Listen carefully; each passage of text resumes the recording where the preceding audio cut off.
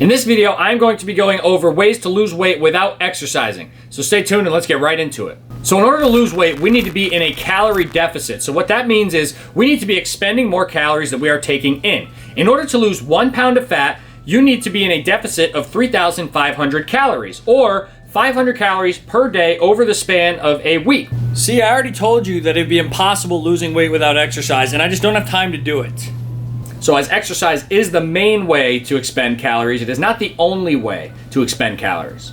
So the first thing I'm going to just mention, obviously, is that your diet is going to be important. If you are eliminating exercise, you are going to have to focus on your diet to make sure that you are not taking in too many calories. But I said I'd explain more than just diet in this video, so what I'm going to be talking about today is increasing your NEAT, which is your non-exercise activity thermogenesis. And what your NEAT is the amount of calories that your body is burning through non-structured exercise. So some examples would be walking up and down the stairs in the morning, walking your dog, walking to and from the bathroom, and just fidgeting in general throughout the day.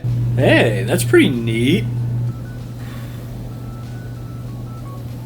So if you're someone who works an office job or is sitting in front of a computer for long periods of time, you're going to be able to make a few changes that are going to be very simple that are going to help increase your NEAT and ultimately help put you into a deficit. So the first change you can make is to start drinking a small glass of water throughout the day. This is going to help you for 2 reasons. One is going to help curb your hunger. And the second reason is going to be specifically why you choose a small glass of water. You are going to have to get up and refill it more often throughout the day, opposed to a large glass of water. This is going to help you burn more calories walking to and from the sink or the fridge or wherever you get your water from, and it's going to help you get your water in throughout the day. So it's really a win-win. So the second change you can make is to keep your snacks inconveniently far away from you. Whether you're in your house or in the office, if you have snacks that are far away that you have to actually get up and go get, the likelihood of you eating them, 1, is going to go down, and 2, if you do want to eat them, you're going to have to walk over, get them, and bring them back. So if you put snacks, say, on the top shelf versus the bottom shelf, or if you put them 2 rooms away from you versus on your desk,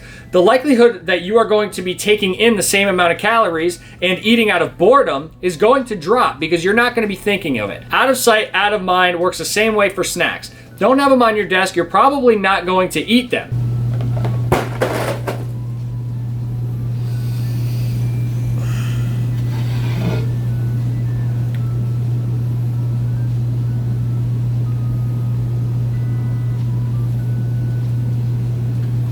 Were you drinking water out of that?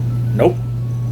The third change you can make is to take your phone calls or your meetings that you don't have to be physically present at and walk around your house while they're going on. Just pop headphones in, you can listen in on the meeting, you could partake in the phone call by just walking around your house. This is going to provide energy expenditure, and it's going to help you just stretching out your legs, taking a break from sitting in front of the computer all day, and it's going to make you feel a little better just to be able to get up and move around. You're not going to be so stagnant and just in front of your computer. Now, if you have to be physically present or your face has to be showing that you're in the meeting, I understand if you have trouble doing this or you can't do this, but there are plenty of other tips in this video, so stick around. Number 4 is going to be to drink coffee. Why am I recommending that you drink coffee? Because coffee has caffeine, which gives our body energy, and it lets us do things that we normally wouldn't be doing. So you have all this energy, you're sitting in the office, you're fidgeting your legs, you're fidgeting your hands. That is burning calories and increasing your NEAT.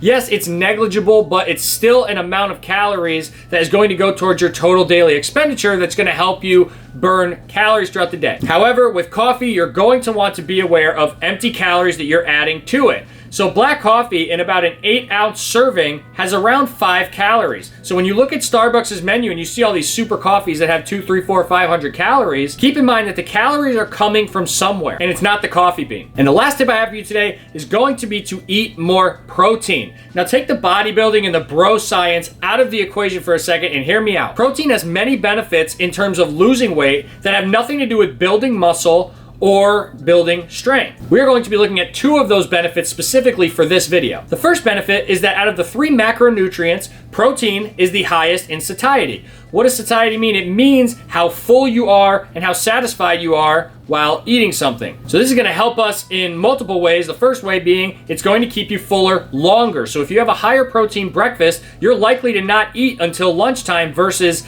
eating a couple hours later if you had, say, a high carb, very low protein breakfast. Having a higher satiety value is going to limit meal size. You're not going to be able to eat as much. Think of it this way. If you wake up and have a bowl of cereal, one, you're going to be hungry in 5 minutes, and two, you're not going to be very full going away from that one bowl, so you're probably going to pour a second one. Versus if you had, on the really high side, 10 egg whites. You're going to be super full. You're probably not going to eat 10 egg whites, and even if you did, the calories are going to be way less than 2 bowls of cereal. The second key benefit from eating protein in terms of weight loss is that out of the 3 macronutrients, protein has the highest thermic effect of food. So what the thermic effect of food is essentially the amount of energy that your body expends in metabolizing and breaking down that nutrient. So protein, carbs, fats. Fats have 9 calories per gram and a thermic effect of food of 0 to 5%, which means that your body uses, out of those 9 calories,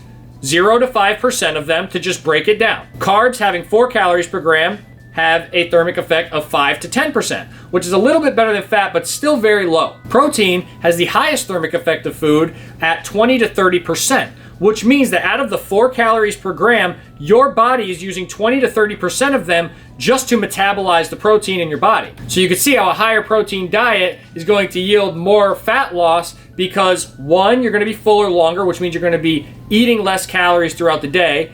2, the thermic effect is going to be way higher than carbs and fats, which means your body is using a lot of the energy just to metabolize it in the first place. Oh, that's pretty dope. So my body's like on fire when I eat protein? No, I said it burns more calories than carbs and fats. Ah, well, you can see my confusion, right? No. So how much protein should you be eating every single day? So just a general rule of thumb, you're going to want 1/2 to 1 gram per pound of body weight per day. Now, if you're not interested in muscle hypertrophy or strength, then you're perfectly fine at that lower 1/2 gram per pound of body weight, and obviously you can increase that if you are seeing benefit from it. So obviously your diet is going to be important in losing weight without exercise, but I hope you learned in this video some other tips and tricks you can use in your office or at home to be able to lose fat without exercising.